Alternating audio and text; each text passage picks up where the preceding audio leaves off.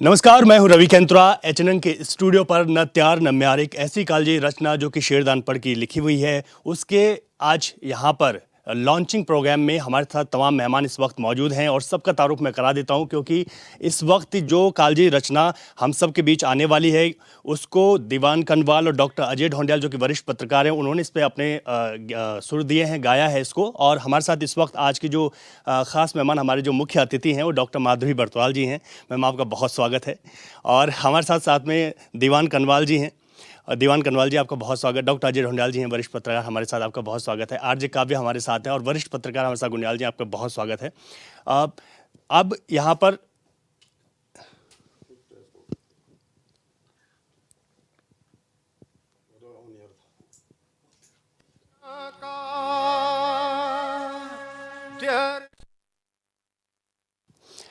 तो तमाम मेहमान हमारे यहाँ पर इस वक्त मौजूद हैं और इन मेहमानों के साथ ही आज इस गीत की यहाँ पर लॉन्चिंग हो रही है, न त्यार न म्यार, जो कि शेरदा अनपढ़ का लिखा हुआ गीत है। और पहली बार यहाँ पर जिस तरीके से देखें तो युगल जो गीत गाया है, यानी कि दोनों ही जो आवाज़ें हैं, दीवान कनवाल जी की, डॉक्टर अजय ढोंडियाल जी की, और इसमें तमाम जो और लोगों का सहयोग भी है। लेकिन इस वक्त जो तमाम मेहमान हमारे साथ मौजूद हैं वो इस गाने की यहाँ पर लॉन्चिंग करेंगे। सबसे पहले मैं अनुरोध करूँगा अपने मुख्य अतिथि से और जो मेहमान यहाँ पर हैं कि इस गाने के लिए सबसे पहले पोस्टर लॉन्च किया जाए।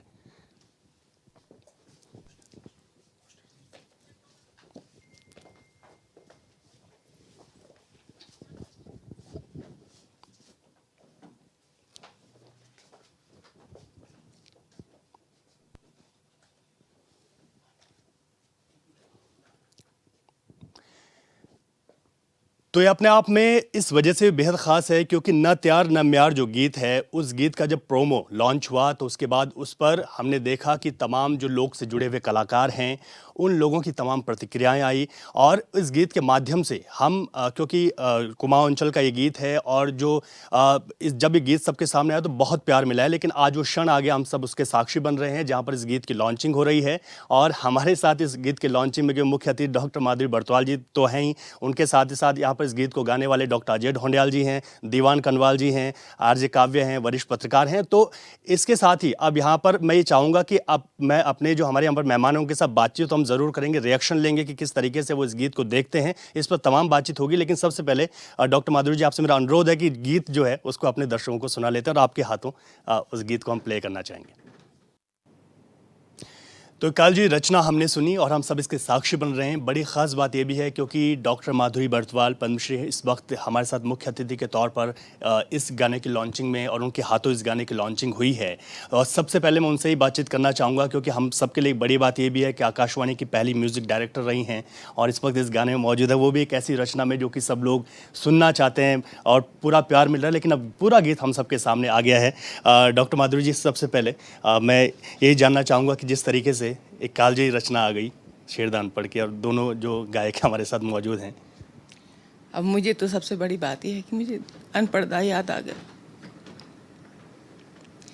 और मतलब इतनी सार्थक रचना है कि और गाया भी बहुत अच्छा, क्योंकि इन्होंने भाव से गाया उसको, बिल्कुल अंतरात्मा से गाया उसको। तो तब तक उसमें कोई जीवंतता नहीं होती किसी भी लोकगीत में, गीत में जो भी तुम रचना कर रहे हो, तो जब तक उसको अंतर मन से न गाओ। और वो साफ झलक रहा है क्योंकि उसके भाव उनको पता है ना। और शेरदा अनपढ़ आज हमारे सामने, जीवंतता उनकी आ गई है हमारे सामने। एक रचनाकार अपने रचना के साथ जीवंत हो जाता है, चाहे कितने सालों बाद, हज़ारों साल बाद भी। तो मैं उनको बहुत बहुत शत नमन करती हूँ जिन्होंने इतनी अच्छी रचना, और ये बहुत बढ़िया इन्होंने गाया। उनकी और रचनाएं भी इसी तरीके से हम लोगों तक पहुँचे क्योंकि आपका म्यूज़िक के क्षेत्र में एक बहुत अहम योगदान है।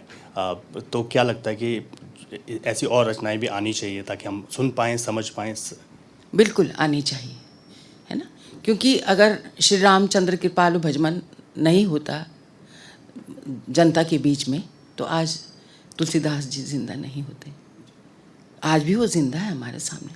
तो एक रचनाकार तभी जीवंत होता है जब उसकी रचनाओं को संगीत के रूप में सामने बढ़ाया जाता है, सबके सामने।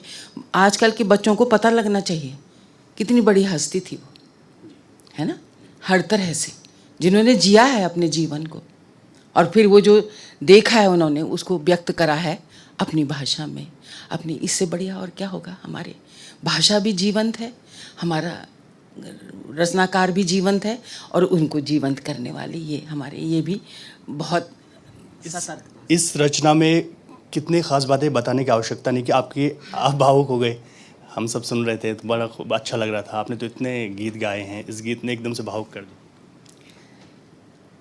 वो तो सार्थक है ना, जो दिख रहा है सामने, जो वास्तव में है, वो उन्होंने उसको जीवंत करा उसमें, है ना। तो कोई किसी का नहीं होता। हम अगर किसी से अपेक्षा करते रहें तो हमको उसका फल नहीं मिलता, तो हमको फिर बुरा लगता है। तो इसलिए कुछ अपेक्षा ही मत करो, क्या ज़रूरत है। 2 दिन की ज़िंदगी है, फिर चले जाना है दुनिया से, तो इससे सबके साथ अच्छे से रहो, है ना। बिल्कुल। और ना त्यार ना म्यार में हमारे साथ दीवान कनवालदा हैं, और मैडम का भी आशीर्वाद मिल गया है। सर, एक रचना आप लोग ला गए हम सबके बीच, जिसे हमने सुना और हमारे दर्शकों ने तो वाकई में अद्भुत है।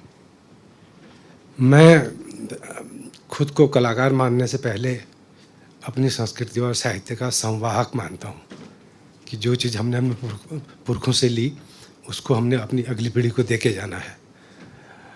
और आजकल के गीत संगीत को देखकर ऐसा लगता है कि अब फिर वही पुराना युग लौट के आने वाला है, जब ऐसी क्लासिक रचनाएं गाई जाती थी। जैसे गोपाल दा की रचनाओं को हम इस श्रेणी में ले सकते हैं, और नेगी जी की रचनाओं को इस श्रेणी में ले सकते हैं। और आजकल की जो ये गा रहे हैं, गायक हैं, अपने को गायक मानते हैं, उनके लिए भी एक बहुत बड़ा सबक है कि आप खुद को सब कुछ मत मानिए। कुछ लोग ऐसे भी थे जो आपके लिए कुछ छोड़ के गए हैं और आप भूल रहे हैं उनको।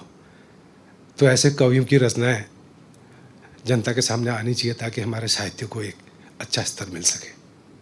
बिल्कुल ठीक कहा सर आपने, और वही रचना जो है आप लोग लेकर आए हैं। हमारे साथ आरजे काव्य हैं। आरजे काव्य किसी परिचय के ज़्यादा मोहताज नहीं है, सब लोग उनको जानते हैं। और सबसे बड़ी बात है कि वो इसमें उनका पूरा सहयोग रहा, गीत में मीडिया पार्टनर हैं ओहो रेडियो।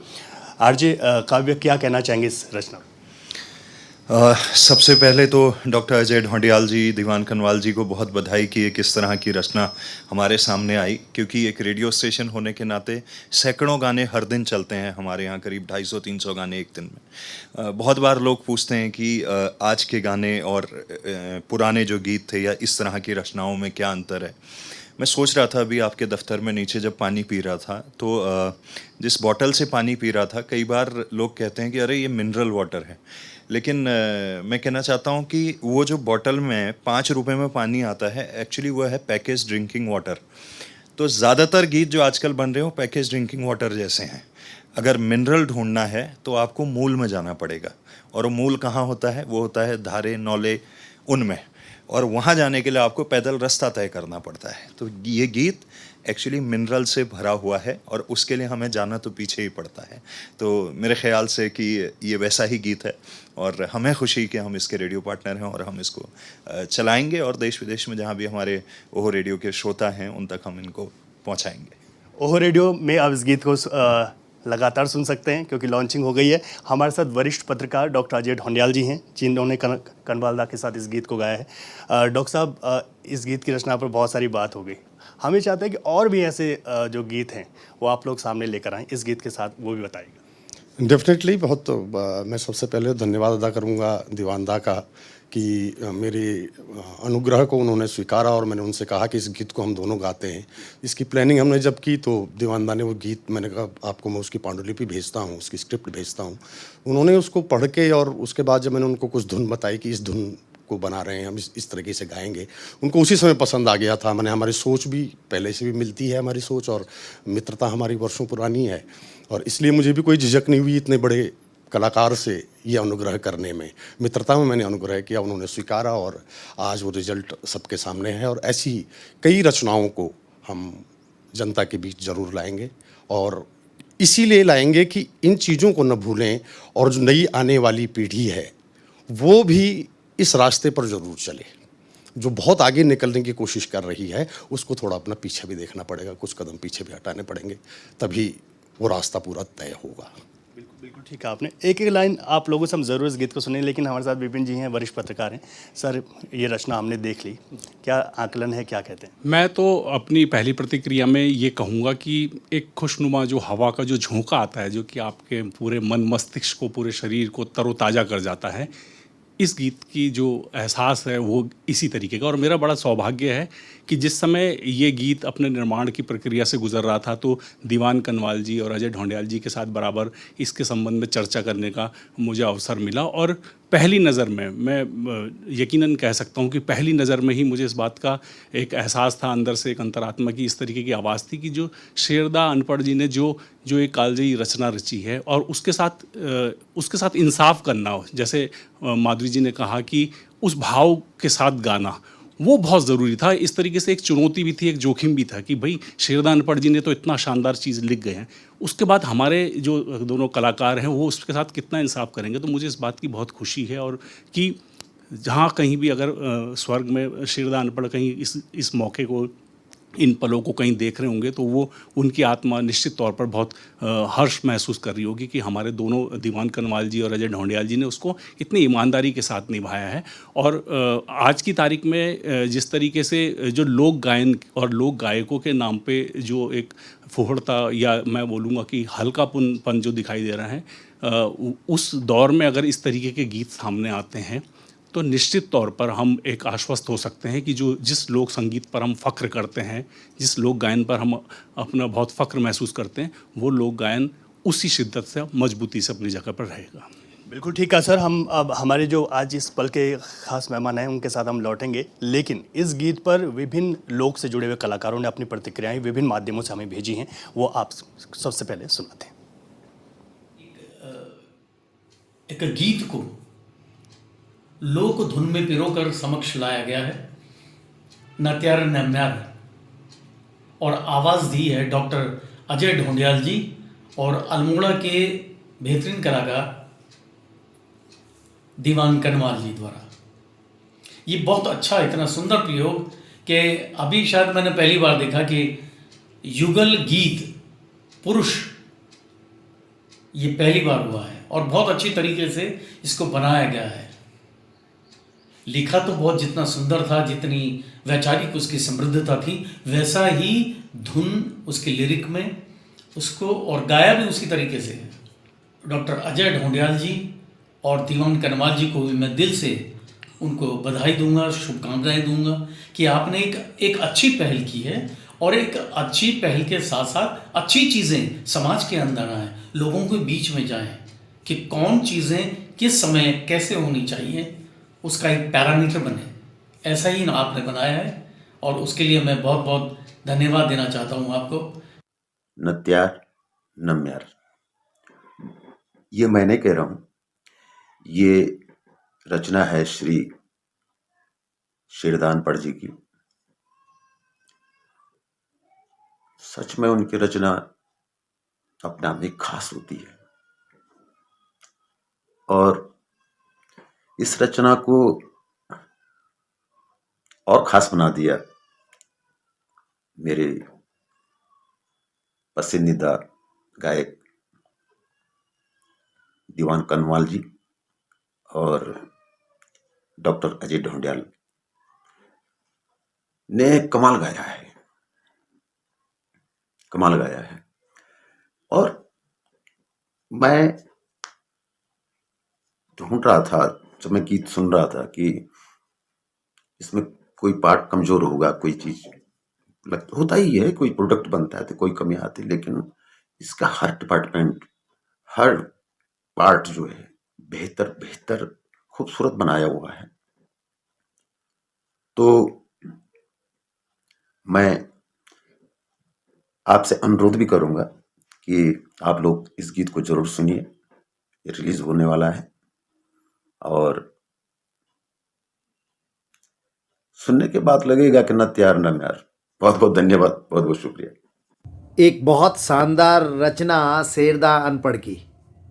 शेरदा अनपढ़ जी एक ऐसे लेखक रहे हैं जिन्होंने यथार्थ को लिखा है और उस कालजयी रचना को गाया है